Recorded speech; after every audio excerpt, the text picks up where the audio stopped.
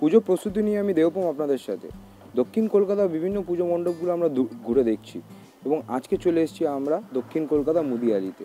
এই বছর তারা পুজোর জন্য কীভাবে প্রস্তুতি নিচ্ছেন এবং কী থিম বানাচ্ছেন এইসব বিষয়ে বিস্তারিত জানবো থিম শিল্পীর কাছ থেকে। স্বাগত আপনাকে এস নিউজের পর্দায়। প্রথমত যে জিনিস দেখার জিনিস যে আমরা দেখতে পাচ্ছি বিশাল আকারে কী থিম বানাচ্ছেন এবছর এবং কোথা থেকে এলোই চিন্তাভাবনা?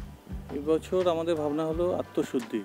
তো আত্মার যে আমাদের যে ভেতরের যে অসুর আছে, মা দুর্গার কাছে আমাদের নিবেদন যে সেই জিনিসটাকে যেন আমরা বিনাশ করতে পারি। যেমন লোভ লালসা যতদিন মানুষ ভর্তি, তো সেই জায়গায় আমরা মাটিকে এখানে বেছে নিয়েছি। মাটির জিনিস যখন খালি মাটি দিয়ে তৈরি হয়, তারপর যখন আগুনে সে শুদ্ধিকরণ করা হয় তখন কিন্তু মায়ের ঘট হিসাবে লাগছে, তারপরে তার মূর্তি হতে লাগছে, কোনো সময় সরা যখন হচ্ছে তার উপরে মায়ের ছবি পেন্টিং হচ্ছে, পুজোর পুরো কাজেই সেখানটা সেটা ব্যবহার হচ্ছে। প্রদীপ যখন তৈরি হয়ে যাচ্ছে সেই জায়গাকে আলোকিত করতে লাগছে, ইট যখন তৈরি হচ্ছে তো মন্দির তৈরি হওয়ার জন্য কাজে লাগছে।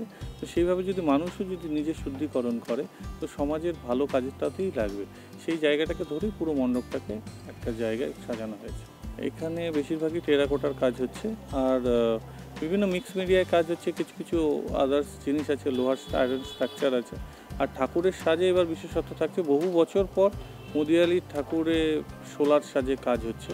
কারণ গত কয়েক বছর ধরেই আগে হতো মুদিয়ালিতে সোলার কাজ, কিন্তু এই বছর একটু আর সোলাকেও আমরা একটু আলাদাভাবে প্রেজেন্টেশন করছি। এখানে যে প্রতিমার মাতৃরূপের পুজো হয় তারা 3 পুরুষ ধরে এখানকার প্রতিমা তৈরি করছেন। চন্দননগরের অসিত পাল, তা আগে তার বাবা করতো, তার আগে তার দাদু পর্যন্ত এখানে কাজ করে গেছে।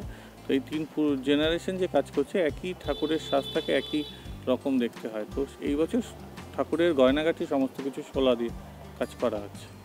আমাদের জীবনে বেশ কিছু মোহ মায়া আছে এবং এই মোহ মায়াগুলো আমরা যতদিন না ত্যাগ করতে পারছি ততদিন কিন্তু আমরা মোক্ষ পাই না, এবং এই কনসেপ্টটাকেই কিন্তু তুলে ধরেছে এই বছর দক্ষিণ কলকাতার মুদিয়ালি ক্লাব। থিমের নাম আত্মশুদ্ধি। ক্যামেরায় অমিতাভর সাথে দেবপম। দেখতে থাকুন এস নিউজ।